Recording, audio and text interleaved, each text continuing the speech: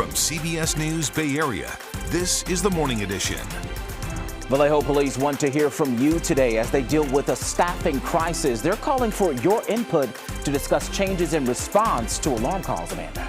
Plus, one man living in the Tenderloin wants people to really see what goes on in his community on a daily basis. This is just normal. We see this stuff all the time. I've become so accustomed to it, I don't even think about the fact that it's not right sometimes. It's crazy. We take you inside his life in the San Francisco community. And it's a lot cloudier and cooler as we head into our daytime highs today all throughout the Bay Area. That'll be the trend for us this week. I'll have more on why that's happening coming up. Well, things are starting to get just a little bit busy on some of our Bay Area bridges. That includes the San Mateo Bridge as well as the Bay Bridge. We'll have a look at that coming right up. Jocelyn. And Gianna, maybe we're feeling lucky this morning. Maybe you at home are feeling lucky. Well, the Mega Millions jackpot is the largest in the game's history. This morning, we're at a location that's considered to be lucky. We'll tell you what that means coming up. A lot to get to today, but first let's take a live look outside. Look at that beautiful sunrise looking over the bay right here in San Francisco. That sun's trying to make its shine this morning, but we're going to be actually seeing a little bit of rain, right? It depends on where you live. It's really just along the coast where we're seeing a lot more dense clouds this morning. I'll show you a live look in a second to kind of give you that picture. But for many of us, yeah, I mean, it's going to be a dry day off into our inland East Bay, the Santa Clara Valley. But no matter where you live, it will be cooler as low pressure moves its way in from the north. This is cool, dense air from the north. That'll allow for an onshore flow. We're going to see windier conditions along our coast and these dense clouds kind of just hanging around. Daytime highs today compared to yesterday. Oh my gosh, it is so different. Yesterday we were talking about triple digits off near Brentwood and Antioch. Today we're actually sitting below average throughout most of the Bay Area as that system moves in from the north. Here's that live look I was just mentioning. For many of us, we're seeing some blue skies, but just along our coastline, this is San Francisco looking south into the peninsula, and that's the coast just off in the distance. They're going to be dealing with those clouds and just a little bit of drizzle all morning long, with daytime highs today actually sitting below average there too. 61 along the coast, dense clouds there, 60s near the bay, and only topping off today in the low 80s in our inland areas. So nice and cool all throughout the Bay Area as we head into our Tuesday forecast. Here's that drizzle, and here's what's kind of going on throughout the next couple of hours and even into the next couple of days. Less than about 1/100 of an inch near Santa Rosa down into Bodega Bay. Half Moon Bay, that's where we're seeing it the most condensed. We'll see about 1/4 of an inch just into the evening hours tonight. And as that system moves in from the north, we have something actually coming in from the south. It's the leftovers from Tropical Storm Eugene. As it slowly makes its way into Southern California by Thursday, heading into Friday, that's going to wring out just a little bit more energy back into our coastline. We're going to see some more clouds before we head into this weekend. More on that coming up in a bit, but for now, over to you, Gianna. All right, thank you, Jessica. Let's take a look at those roadways. If you're getting up early, getting ready to get out the door, you're in luck for the most part. It's actually a little quiet on some of our Bay Area bridges. Even though those metering lights are on at the Bay Bridge, that backup, not too bad. In fact, just a little slow as you approach the toll plaza and near the metering lights up the incline. And it will get a little crowded across the upper deck. You can see a good look here in one of our Caltrans shots. So getting a little bit busy near the tunnel there, but that's it. Overall, it's a pretty easy ride. So if you want to hit snooze, you can. I think you're good to go for now. I'll let you know if that changes. Although we are seeing a few brake lights on the San Mateo Bridge. Now that is a spot that is getting a little bit busy. Reports of a possible crash or stalled vehicle. CHP is headed out to the scene to see what's slowing things down here. But that westbound commute down about 6 miles per hour as you head into Foster City. Doesn't look too bad though if you're coming out of Hayward. Justin.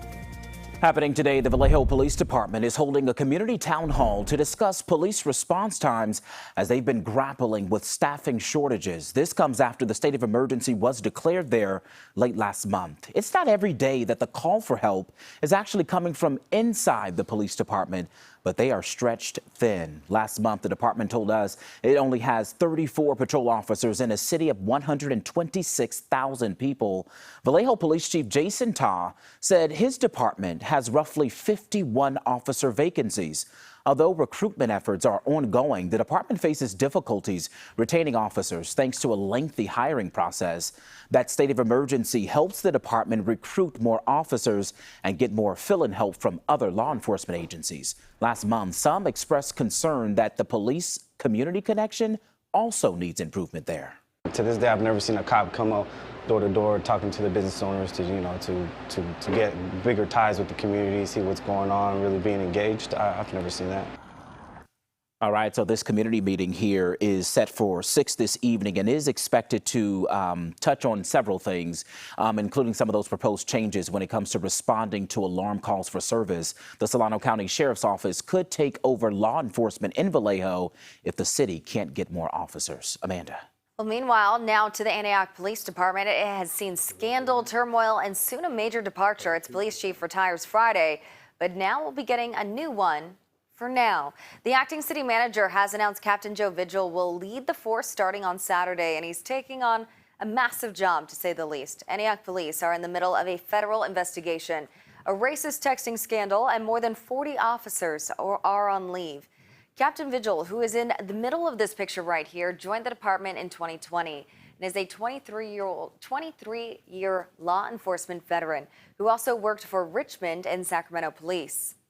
And people in Oakland are weighing in on the qualities they want to see in a new police chief. A series of public meetings kicked off on Saturday, with 2 more set for this Saturday. OPD has been without a permanent chief for most of the year after Mayor Sheng Tao fired LaRon Armstrong, saying he mishandled officer misconduct cases.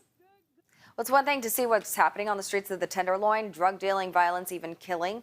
It's another thing not to be able to look away from it. That is true for the people who live there.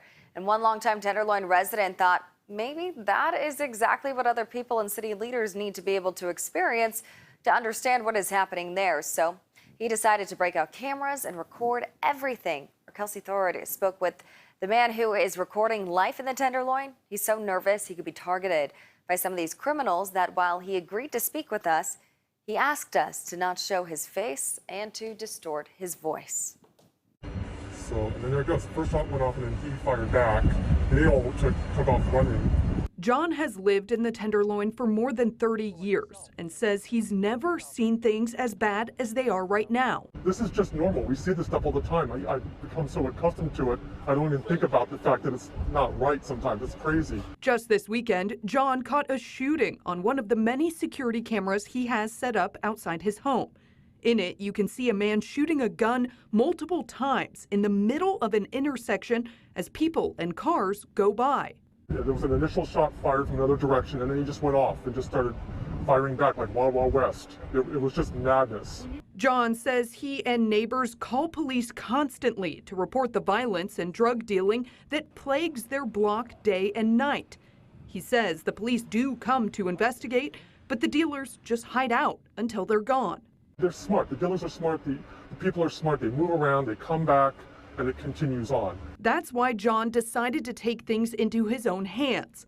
For a while now, he's been documenting all of the drug dealing and crime on his block, posting videos on social media under the handle Tenderloin Tube. He says his goal is to show people the reality of what's going on in the hopes that city officials and others will do something to stop it. I know it's complicated. I know, everybody has an opinion of what should be done. I don't think enabling people, with doing drugs is helping. I think, there's so many factors. There's getting the people who are using the drugs the help they need.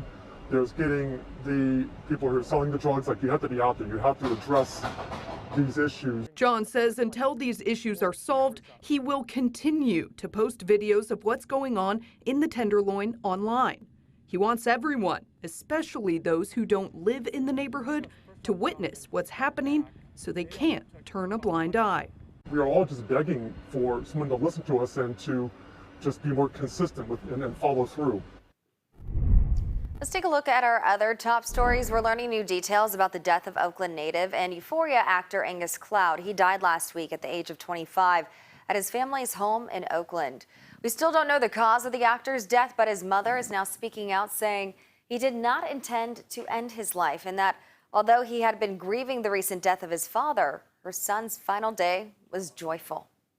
Lisa Cloud goes on to say we may find out that he overdosed accidentally and tragically, but it's abundantly clear that he did not intend to check out of this world. We now know the names of the fallen firefighters who died in a midair helicopter collision in Southern California over the weekend. CAL FIRE Assistant Chief Josh Bischoff, Captain Tim Rodriguez, and helicopter pilot Tony Sousa all died when their chopper crashed into another over the Riverside County community of Cabazon. It was around 7 p.m. on Sunday when this happened. The crew was responding to a 20-acre brush fire in the area. One of the two choppers was able to land safely, but all 3 firefighters on board the other chopper died. Always had a smile on their face, always helping other people. So it's a tremendous loss to our fire department family, but also a tremendous loss to those family members. Authorities and aviation officials are still working to figure out how that collision happened. And right now, more than 11,000 city workers in Los Angeles have walked off the job. They're joining riders, actors, and hotel workers on the picket lines for 24 hours. That strike impacts everything from sanitation workers to shuttle drivers at LAX. But city officials say emergency services will not be affected.